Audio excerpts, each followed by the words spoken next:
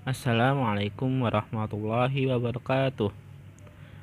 Apa kabar anak-anak? Berjumpa lagi dengan Pak Arif. Di pertemuan kali ini, Pak Arif akan membahas tentang penjelasan mahfuzot, bersikap cermat dan berhati-hati dalam berkata. Sebelum kita masuk ke penjelasan, Pak Arif mau cerita sedikit. Suatu hari, seorang laki-laki datang kepada Rasulullah Shallallahu Alaihi Wasallam, lalu berkata, "Ya Rasulullah, sungguh si fulana itu terkenal banyak sholat, puasa dan sedekahnya. Akan tetapi juga terkenal jahat lidahnya terhadap tetangga-tetangganya." Maka berkatalah Rasulullah Shallallahu Alaihi Wasallam kepadanya, "Sungguh ia termasuk ahli neraka." Kemudian laki-laki itu berkata lagi, "Kalau si fulana yang satu lagi terkenal sedikit sholat, puasa dan sedekahnya, akan tetapi ia tidak pernah menyakiti tetangganya." Maka Rasulullah Shallallahu Alaihi Wasallam berkata, "Sungguh ia termasuk ahli surga." Nah, anak-anak, dalam berbicara dengan teman atau ayah bunda kalian, harus menggunakan tutur kata yang baik, berbicara yang baik. Jangan sampai bahasa kita menyakiti orang lain dan menimbulkan permusuhan. Akhlak yang baik akan mengeluarkan bahasa yang baik. Maka oleh sebab itu, kita sebagai umat muslim dan pelajar Islam harus menunjukkan kata-kata yang baik dalam setiap bicara. Berikut ini, Pak Arif akan menjelaskan beberapa etika berbicara yang dituntun dalam agama Islam. 1. Berkata baik atau diam. Nabi Muhammad Shallallahu Alaihi Wasallam memerintahkan kepada kita semua supaya berhati-hati dan memikirkan terlebih dahulu dalam berbicara. Setelah dipikirkan dengan sungguh-sungguh bahwa kata-kata itu baik, maka boleh untuk diucapkan.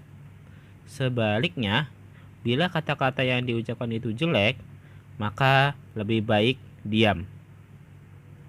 Nomor 2, dilarang berbohong agar membuat orang tertawa.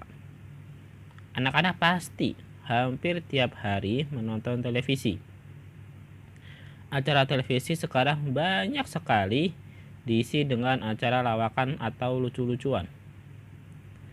Dengan acara yang isinya lawakan tersebut bertujuan menjadikan orang tertawa terbahak-bahak. Padahal di dalam cerita tersebut ada kebenaran dan kebohongan. Seperti memaksa diri dengan mengarang cerita berbohong agar orang tertawa.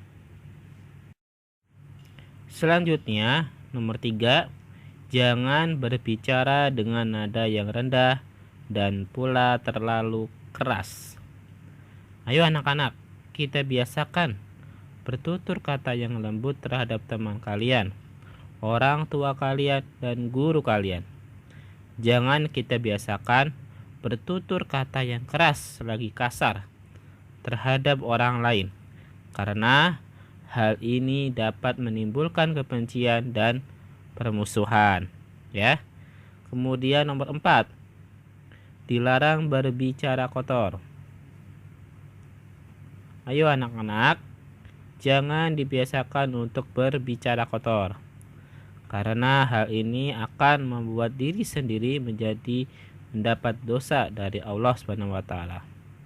Apabila tidak disengaja berbicara kotor, langsung kita ucapkan istighfar, Astaghfirullahalazim, sebanyak-banyaknya. Dan yang terakhir adalah tenang dalam berbicara dan tidak tergesa-gesa. Nah anak-anak, itulah beberapa adab dan etika berbicara dalam Islam.